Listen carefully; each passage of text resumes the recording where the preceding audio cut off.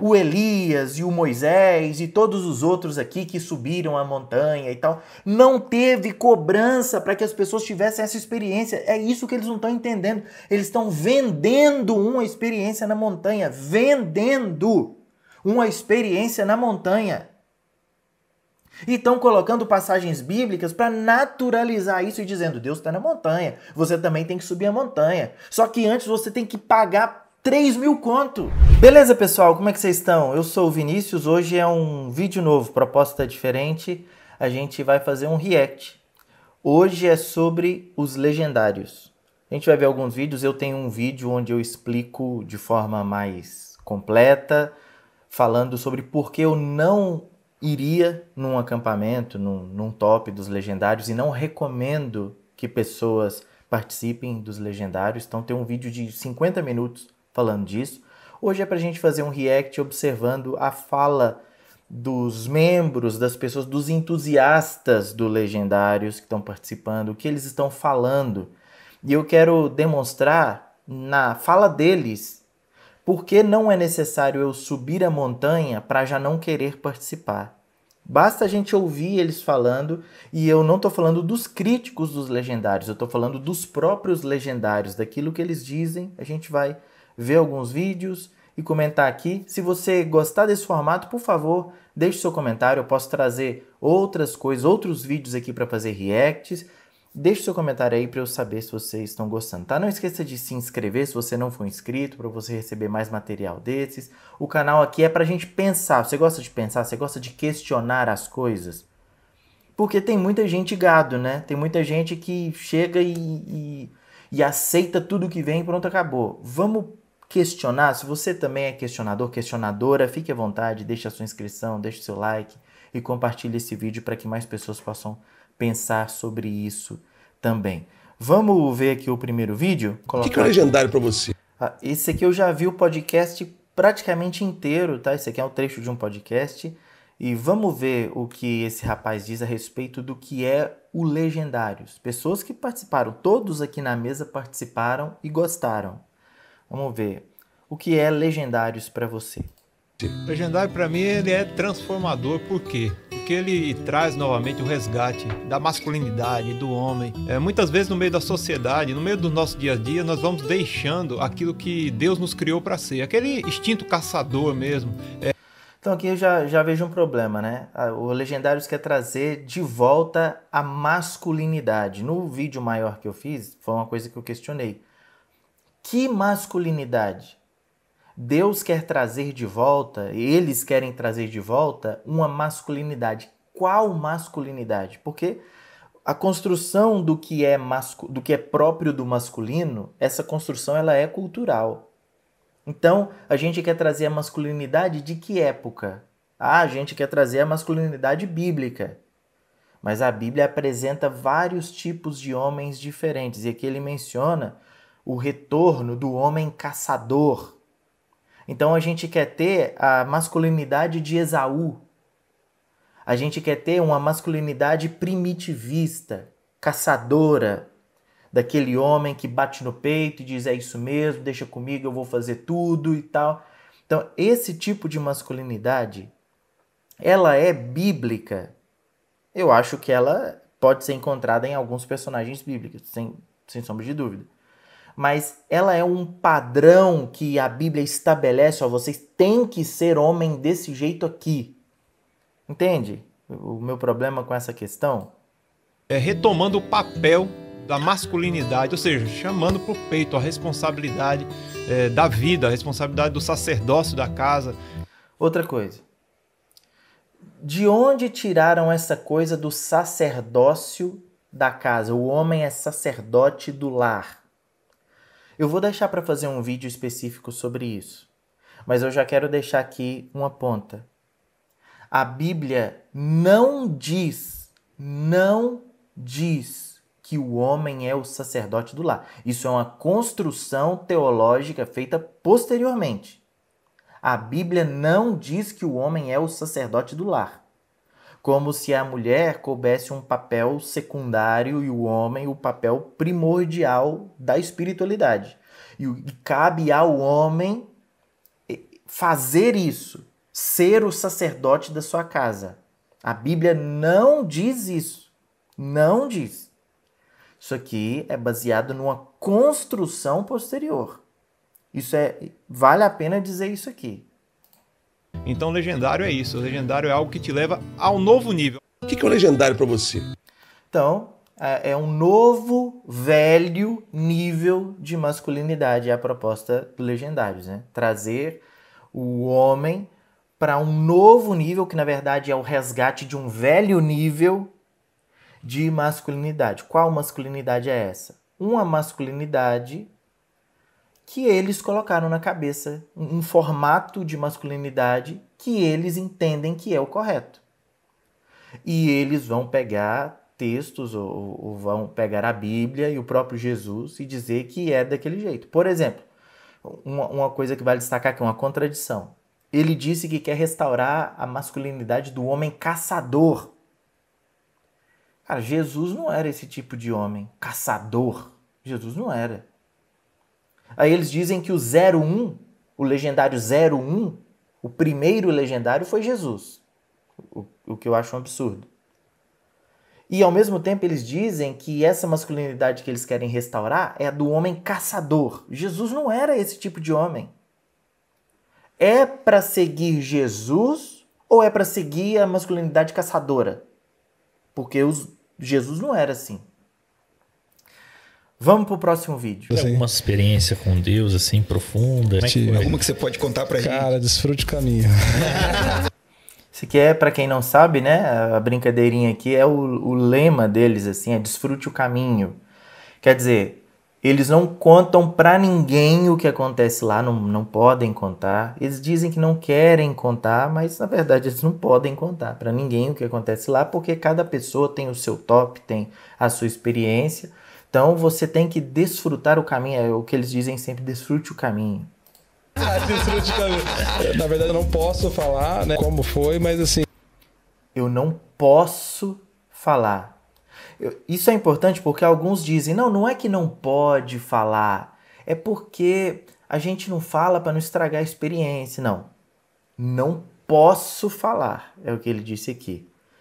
Não sei se nos legendários acontece a mesma coisa que aconteceu na época do encontro tremendo lá do G12, porque eu participei, eu fiz, eu trabalhei, infelizmente eu participei disso tudo. E lá tinha um pacto firmado diante de Deus e das pessoas de que a gente não podia contar o que acontecia no encontro. Não sei se nos legendários acontece a mesma coisa. Ele acabou de dizer que não pode falar o que acontece lá. Sim, tive uma experiência muito legal, que é o principal do cristianismo, né? De quem está na igreja, de quem conhece a Jesus, é ser revelado por Deus quem é Jesus, que é o sacrifício de Jesus. Isso aqui eu acho preocupante, tá? Se você precisar ir para uma montanha junto com outros homens, para então você entender o que foi o sacrifício de Jesus, é óbvio que Deus ele se revela no seu tempo, Deus mostra as suas verdades, Deus liga a chavinha no coração da pessoa, Deus muda o coração, Deus abre o coração e a mente da pessoa quando Ele quer, usando o que Ele quiser. Mas eu acho preocupante essa coisa de que a pessoa precisou ir para um lugar e essa é a recomendação. Ele está falando de uma coisa assim, olha, lá na montanha vai acontecer isso com você também. Geralmente é isso que está na fala dos legendários. Aconteceu isso comigo, vai acontecer com você também. Eles prometem devolver para as famílias e para as igrejas um herói. Eles prometem isso. Isso está no site deles. Eles dizem, devolvemos às famílias um herói. Então isso aí é como se fosse uma promessa de campanha dos legendários, devolver um herói para a família. Então eles prometem experiências. Quando o legendário está falando aqui do que aconteceu, da revolução, das experiências que ele teve, na verdade ele está querendo dizer, olha, vai acontecer isso com você também. E se você precisa ir para uma montanha, passar por gente gritando com você sendo humilhado por outras pessoas, para ser confrontado, para então você entender o sacrifício de Jesus, sei lá, talvez você precise disso mesmo. Mas eu sugiro que você faça uma coisa muito mais barata, tá? Muito mais, assim, de graça. Que é pegar a sua Bíblia, lê-la, orando, pedindo a Deus, Senhor, tenha misericórdia de mim, abre a minha mente, o meu coração, para que eu entenda a sua palavra, para que eu entenda o seu sacrifício e aquilo que o Senhor fez por mim. O Espírito Santo faz isso por você de graça. Essa revelação é uma revelação assim que eu acho que falta muito, né, dentre nós cristãos, porque a verdadeira revelação do sacrifício de Jesus é algo que a gente tem que buscar, né, e realmente pedir para Deus nos trazer essa revelação. Eu acho que na verdade, a pessoa nem deveria se chamar cristã se ela não entendeu o sacrifício de Jesus. A base da nossa fé, cristão vem de Cristo, né? A base da nossa fé é Jesus, o seu sacrifício, a sua ressurreição. Se a pessoa não entendeu isso ainda, ela nem deveria ser chamada de cristã. Ela é uma simpatizante, ela é evangélica, ela está chegando na religião, mas cristã não é. Pelo menos não deveria ser.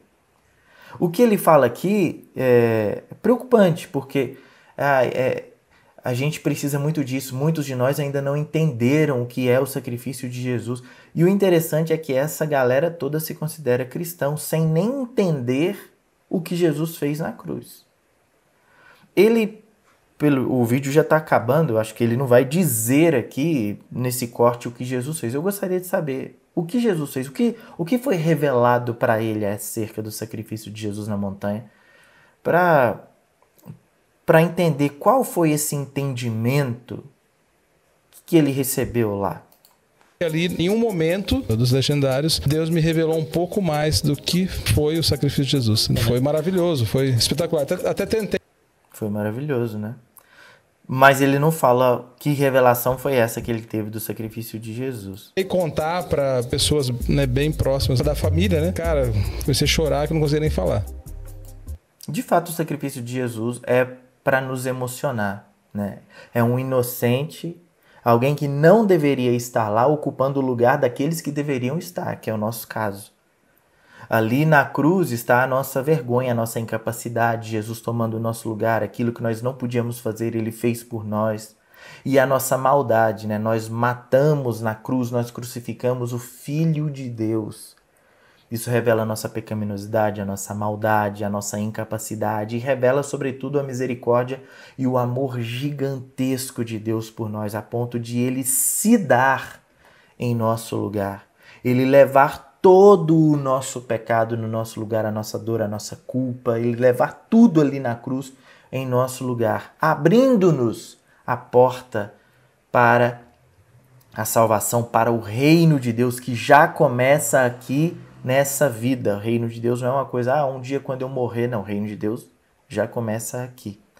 É de se emocionar mesmo, mas não sei se foi isso que ele entendeu lá na montanha. Vamos pro próximo. Vi que você foi no Legendários. Por que precisa subir em uma montanha para encontrar Deus? O Eterno... É uma boa pergunta, né? Por que a gente precisa subir na montanha para encontrar Deus lá? Ele nos promete algo dizendo, buscar-me-eis e me achareis quando me buscardes de todo o vosso coração. A antiga sabedoria nos dá exemplos de homens que subiam nos montes para ter um contato mais próximo com o Eterno. Moisés subiu ao monte para receber as leis do Eterno. Elias subiu a um monte para ver o Eterno passar. O próprio Mashiach e Yeshua costumava orar nos montes. Inclusive...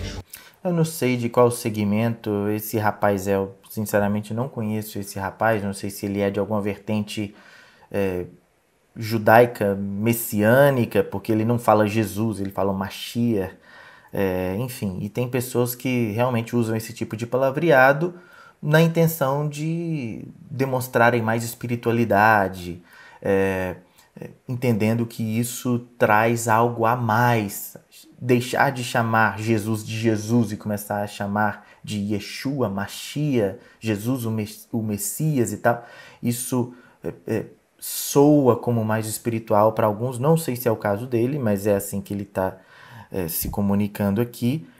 Mas eu chamo a atenção também para algo que ele disse, que as pessoas buscavam subir a montanha para ter contato com Deus. Não sei se essa era a intenção. Não sei se o objetivo de subir o monte era para encontrar Deus lá em cima.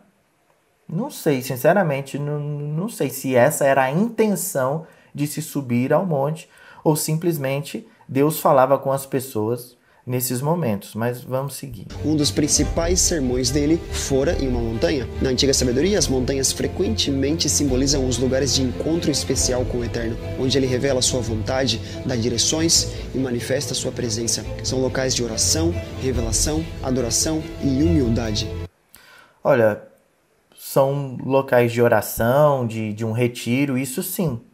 Mas, a meu ver, isso é muito mais para que a pessoa tivesse privacidade. Por exemplo, Jesus chamava os seus discípulos para irem orar e iam para o Getsemane ou iam para algum lugar isolado, para um monte, para ter privacidade. Era quando Jesus queria ficar só ele e os discípulos, longe da multidão, longe dos holofotes, das pessoas ali levando as suas demandas. Não, Jesus queria estar sozinho, só ele, Deus, os discípulos. Então ele ia para um lugar reservado, para uma montanha.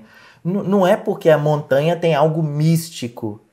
Não é porque Deus mora nas montanhas, Deus habita as montanhas. Não é isso. Nós não somos pagãos. A gente não acredita que o nosso Deus mora nas montanhas, ou nos rios, ou nas árvores. Nós acreditamos que Deus está em todo lugar. Então, enfim, eu acho que isso tem muito mais a ver com ter privacidade para conversar, para orar, do que há algo especial na montanha, deixa eu ir para lá, para o monte, porque lá eu vou ouvir Deus falar. A grande verdade é que você encontra o Eterno em todos os lugares, na sua comunidade. Então, pronto. Na sua família e até mesmo dentro de você. Porém, quando subimos em uma montanha, estamos buscando ficar próximos do Eterno, nos distanciar das Não, você pode querer ficar próximo do Eterno aí onde você está. É óbvio que, eu estou trabalhando, Vinícius, eu estou, sei lá, tô viajando e tal. Então, tem coisas que é mais difícil a gente focar mesmo. Agora, Jesus nos orienta e isso vale a pena ser mencionado, hein? Jesus nos orienta a entrar para o nosso quarto, fechar a porta atrás de nós e orar a Deus que nos vê em secreto. Uma coisa privada, particular. Jesus não nos orienta a ir para uma montanha orar. Não há essa recomendação. Há uma recomendação de Jesus para nós tirarmos um tempo exclusivo para a oração. Existe sim essa recomendação. Você ir para um lugar privativo, um lugar onde você tem tranquilidade, mas esse lugar que Jesus até orientou pode ser o seu quarto. Um lugar onde você entra e está ali só você e Deus. Pode ser o seu quarto, pode ser o seu quintal, pode ser a sua sala, um lugar onde você esteja sozinho, sozinha, para você falar com Deus que te vê em secreto. Jesus não orienta dizendo, porque se ir para a montanha é tão especial assim, por que Jesus não manda a gente ir para a montanha? Por que Jesus não, quando ele está falando de oração, de busca, por que ele não nos orienta a ir para os montes para buscar a Deus? Não, ele diz para a gente ir para o nosso quarto. Distrações mundanas, silenciar nossa carne e ouvir o Eterno falar aos nossos corações. Qual foi a... Vi que... Olha, beleza, ele você vai foi citar Legendários. aqui. Por que precisa subir em uma montanha para encontrar Deus? Vou deixar isso passar de novo, que eu quero destacar uma coisa aqui. O Eterno nos promete algo dizendo: buscar-me-eis e me achareis quando me buscardes de todo o vosso coração. Veja, vocês vão me encontrar, Deus dizendo, o Eterno, como ele diz aqui, dizendo, buscar-me-eis e me encontrareis quando me buscardes de todo o vosso coração. Veja que aqui está falando de uma forma de se buscar a Deus. Que forma é essa? De todo o coração, com inteireza de coração.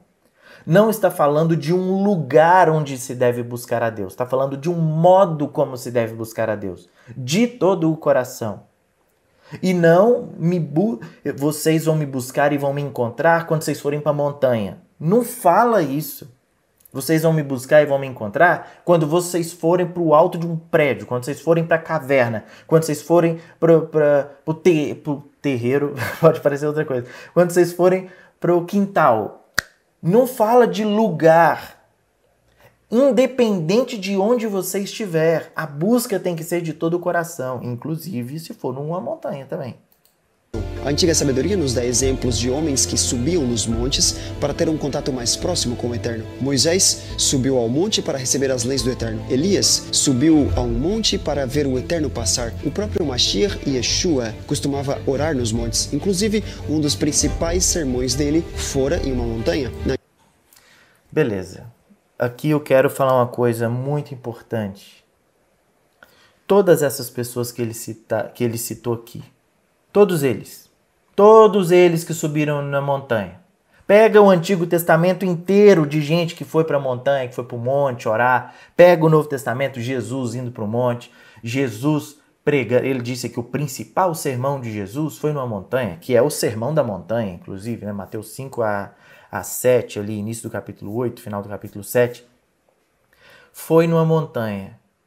Agora, meus queridos, quanto Jesus cobrou para as pessoas que foram para a montanha com ele?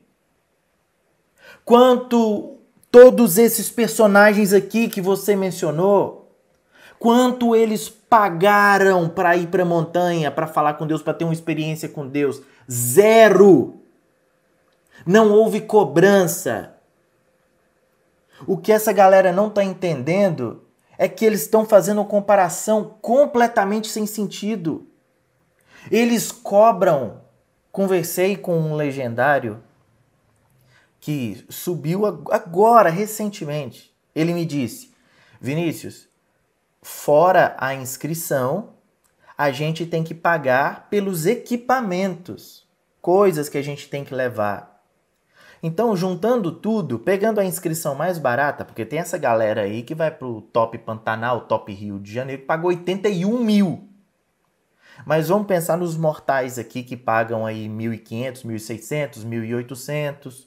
Juntando tudo, essa pessoa disse para mim, ficou perto de 3 mil reais. O que essa galera não tá entendendo é que eles estão cobrando cerca de 1.800 a 3 mil reais para que a pessoa tenha uma experiência com Deus na montanha. E nenhum desses exemplos que eles deram aqui, em nenhum deles houve cobrança para que as pessoas tivessem as suas experiências com Deus. Jesus não cobrou para as pessoas ouvirem o sermão da montanha. O Elias e o Moisés e todos os outros aqui que subiram a montanha e tal, não teve cobrança para que as pessoas tivessem essa experiência. É isso que eles não estão entendendo. Eles estão vendendo uma experiência na montanha. Vendendo uma experiência na montanha. E estão colocando passagens bíblicas para naturalizar isso e dizendo, Deus está na montanha, você também tem que subir a montanha. Só que antes você tem que pagar 3 mil conto. 2 mil reais. É isso que esse pessoal não está entendendo. E é isso que eu precisava falar. E dar uma desabafada aqui também. Desculpa aí a alteração aqui. Quero saber a sua opinião sobre isso. Não vou ver mais... Tem mais vídeo, será? Se tiver mais um, eu vejo. Eu vou desmascarar o Legendários. Eita! E se a desculpa é, quem fala mal é porque nunca foi. Escute bem, eu estive lá. Eu sou o Legendário 100.158. Tá rolando uma onda de cancelamento, gente falando de dinheiro, gente zombando do propósito. Um monte de homem no meio...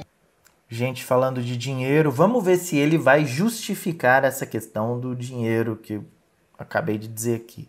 do mato pra aprender a ser homem. Mas tem uma pergunta que ninguém quer encarar de frente. Quem realmente tem interesse em destruir um movimento cristão que está restaurando casamentos, resgatando a liderança masculina, levando homens a se converterem de verdade a Cristo e fazendo cristãos que estavam há anos sentados nos bancos das suas igrejas voltarem da montanha com uma carta de compromisso na mão, se comprometendo a servirem a sua igreja local? Quer saber quem mais se incomoda com isso? É agora. Provavelmente você. Você que tá vendo esse vídeo, a aprovação no vídeo que eu fiz dos legendários foi muito grande.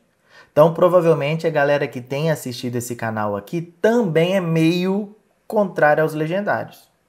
O vídeo aqui que o rapaz está levantando aqui, a questão é: a quem interessa a queda dos legendários? Eu vou te contar. O primeiro grupo é a militância de esquerda. Eles sabem... Tá vendo quando eu disse que legendários, lá no primeiro vídeo, eles têm um viés político? Aqui o rapaz está fazendo um ataque direto à militância de esquerda. E só para deixar claro aqui, o cristão, ele tem liberdade de se organizar politicamente mais à direita, mais à esquerda, mais ao centro. Isso aí é de como ele enxerga o mundo e como ele pensa nas soluções para o mundo em que nós vivemos. Soluções políticas, econômicas. Então, você tem liberdade para se organizar, para pensar politicamente sob um entendimento mais à esquerda, um entendimento mais à direita, um entendimento mais ao centro. Você tem essa liberdade. Demonizar um lado, demonizar a esquerda, demonizar a direita, isso aqui é para pessoas que têm uma defesa política clara. O cara já mencionou a esquerda aqui, por quê? Porque, obviamente, ele é de direita. E mais do que isso, porque ser de direita ou ser de esquerda, como eu acabei de dizer, não tem problema nenhum. O problema é quando você coloca o outro espectro como sendo demoníaco, errado, anticristão. Então, crente não pode ser de esquerda. Crente não pode ser de direita. Quando você faz esse tipo de afirmação, você está dizendo que crente pode ser aquilo que você é. E o resto não pode. E quem é você para ser juiz disso? Mas vamos lá. Sabem que para dominar a nação, eles precisam destruir a família, confundir a identidade dos nossos filhos e calar homens de fé. Mais uma vez, um estereótipo feito da esquerda, que na verdade não existe uma esquerda, existem várias esquerdas e pensamentos de esquerda, assim como existem várias direitas e vários pensadores de direitas com ênfases e tonalidades diferentes. Então, isso aqui é, mais uma vez, o empobrecimento do discurso político para reforçar uma questão religiosa, enfim. Um exército de homens cristãos acordando é a ameaça. O segundo grupo são pseudos cristãos. Gente que se... Então, primeiro grupo que não quer os legendários, o povo de esquerda. Segundo, os pseudo-cristãos, que provavelmente é você e eu, que ele está querendo se referir aí a pessoas que são cristãs, mas criticam o movimento. Veste de santidade, mas vive de julgamento. Criticam o valor da inscrição como se o reino fosse limitado a cifrão. Criticam o valor da inscrição como se o reino fosse limitado a cifrão. Mas espera aí, você não vai dar explicações acerca desse valor exorbitante de inscrição? 81 mil para você passar 3 dias no mato, sem comer direito, sem beber direito, sem dormir direito? Os caras acham ruim falar sobre isso e vem com essa conversinha, com esse papinho furado. Aí não pode nem criticar. Porque o reino de Deus não tem a ver com cifrão. Não tem mesmo, deveria ser de graça. O reino de Deus deveria ser de graça. Experiências com Deus deveriam ser de graça. Por que essa galera está vendendo o reino de Deus e experiência com Deus? Ignoram os frutos, mas Jesus foi claro. Vocês conhecerão as árvores pelos frutos. E lembra quando os discípulos de Jesus quiseram impedir quem estava pregando diferente? E Jesus disse, quem não é contra nós, é por nós. Agora isso aqui é uma coisa. Se há um movimento que os caras estão fazendo uma coisa diferente daquilo que eu faria e expressam uma fé de um modo diferente como eu penso, isso é uma coisa. Outra coisa é quando esse mesmo grupo se coloca como superior aos demais porque é isso que tem acontecido em alguns casos. E quando esse mesmo grupo cobra um valor exorbitante para que os homens tenham uma experiência impactante com Deus. Então eles são seletivos. Só pode ter essa experiência impactante com Deus quem consegue pagar esse valor. Então, claramente, eles estão sendo elitistas. Só quem tem o poder econômico pode ter essa experiência que é vendida. Experiência com Deus que é vendida e você pode pagar em 12 vezes sem juros. Ou é com juros, não sei. Mas você pode dividir essa experiência com Deus, você pode dividir ela em 12 vezes. É uma experiência que é vendida. E os caras acham ruim falar. E o terceiro interessado a acabar com tudo isso é o próprio Satanás. Você acha... Então, se você é contra os legendários, ele já te colocou num grupo de você ser um cristão meia boca. Porque cristão bom é o cristão que vai para a montanha. Cristão bom é o cristão legendário.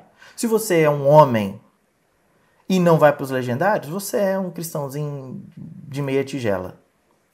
E sabe quem mais está junto com você aí na mesma equipe, que é crítico dos legendários? O capeta. Então, tá no mesmo time aqui. Os legendários estão num time, né, dos homens de verdade, dos crentes de verdade. Aí tá os legendários. Do outro lado, tá um outro time, que é a galera de esquerda, que é os crentes meia boca e que é o capeta. Tá vendo como eles pintam o quadro? De verdade são os legendários, são os caras que são favoráveis, os caras que apoiam o movimento. Esses aqui são crentes de verdade. Por quê? Porque geralmente são caras de direita, são caras que estão ali. Agora, esse outro grupo aqui, que tem gente de esquerda, que tem gente que é contra os legendários, até por outros motivos que não os políticos, porque tem muita gente que é de direita e também é contra os legendários, é importante dizer isso. Então, pessoas que têm outras motivações para serem contra, e isso está dentro da categoria dos crentes meia boca. E o capeta, né? O diabo também é contra, então... Se eu sou contra, se você é contra, nós estamos no time do diabo. É isso que o cara tá dizendo aqui. Acha que ele está tranquilo com milhares de homens se levantando para liderarem suas famílias e viverem o evangelho de verdade? Então deixa...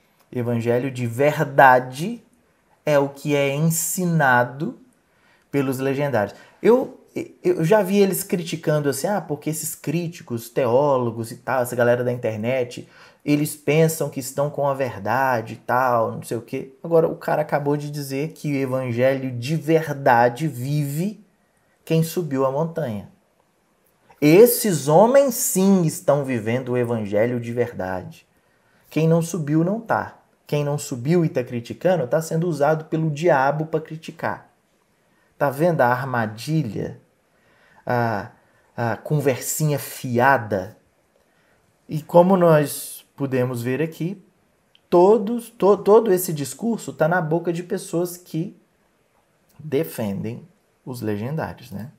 Deixa eu ser claro, se você é da esquerda, eu entendo seu incômodo. Se você serve às trevas, faz todo sentido o seu ódio. Mas se você diz que é cristão, nunca foi ao legendários e se levanta contra, talvez seja a hora de você rever seus valores, porque eles podem estar bem mais distorcidos do que você imagina. Eita! Eu vou desmascarar o legendário. Olha aí o cara danando com a maioria da galera aqui no canal, hein? Se você é crente e levanta contra, seus valores estão distorcidos, toma cuidado. Isso aqui é uma falácia de todo tamanho, né?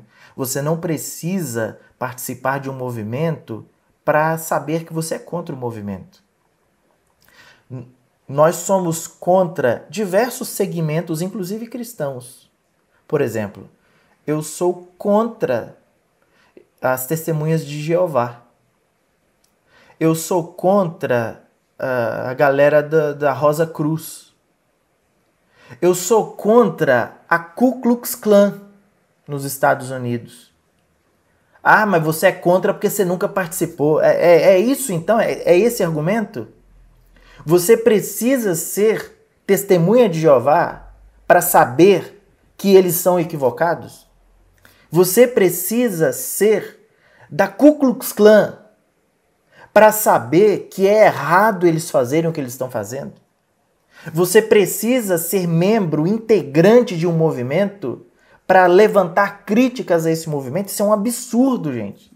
Isso é uma idiotice, esse tipo de argumentação. Então, não. Você pode sim ser um cristão que está aí procurando desenvolver sua espiritualidade e ser um crítico dos legendários sem ter subido a montanha. É óbvio que pode. Óbvio que pode. Inclusive pelas falas desses caras aqui. Dá pra gente ser contra já. Eu peço perdão porque esse vídeo eu acabei me excedendo aqui no nervosismo e na exaltação, assim. E se você subiu a montanha, você é um legendário, meu objetivo não é atingir você pessoalmente. Desde o outro vídeo eu disse, a intenção aqui é trazer reflexão para a gente pensar acerca do movimento em si. Não quero dizer que você que participou, que você tenha algum problema ou que você seja menor ou maior que alguém, de forma alguma. Mas o objetivo é a gente pensar no que esse movimento tem feito e tem trazido. Se gostou, deixa o seu like aí, ou deixa o seu comentário acerca disso tudo e vamos trocar mais ideia, porque tem muita coisa para se falar ainda sobre isso. Agora que está começando.